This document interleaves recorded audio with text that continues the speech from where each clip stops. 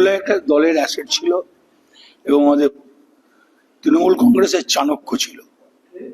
মুকুলরায়ের সঙ্গে দল করছে আমি অনেক আগে থেকে, ৮০ সাল থেকে, তখন আমরা কংগ্রেস। আমার ৭৭ সালে আমি গৌরহরিচন্দ্রের ভোট করি গাইবাছড়ে। তা কংগ্রেসটা আমি আজ থেকে করছি না, অনেক আগে থেকে করছি। তারপরে ৯৮ সালে তৃণমূল হয়, তখন মুকুলরায় ছিল কংগ্রেস, আমরাও ছিলাম কংগ্রেস। মুকুলরায় তৃণমূলের জন্য মমতা ব্যানার্জি মুকুলরায়কে অনেক কিছু এগিয়ে দিয়েছিলেন এবং অনেক কিছু ছেড়েও দিয়েছিলেন। মুকুলরায় তৃণমূল দলটাকে জন্য অনেক কিছু করেছেন এবং সবটাই মমতা ব্যানার্জির সাপোর্টে। তা মুকুলরায়কে আমরা লিডার হিসেবে মানতাম এবং শ্রদ্ধা করতাম, ভালোবাসতাম। মুকুলরায় চলে যাওয়াতে আজ মর্মাহত ব্যাপার, খুব দুঃখের ব্যাপার।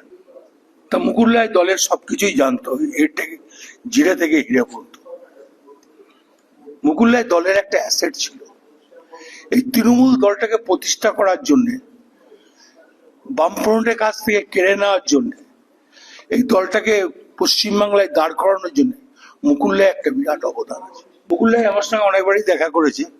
মুকুলদা যখন বিজেপিতে চলে গেল তখন একটু দুঃখ হয়েছিল, কষ্ট হয়েছিল। মুকুলরায়কে আমি বলেছিলাম কেন গেলে, তার বিনিময়ে কিছু বলে নাই। আমি জিজ্ঞেস করেছিলাম কেন বিজেপিতে গেলে, কিন্তু উত্তর দেয়নি।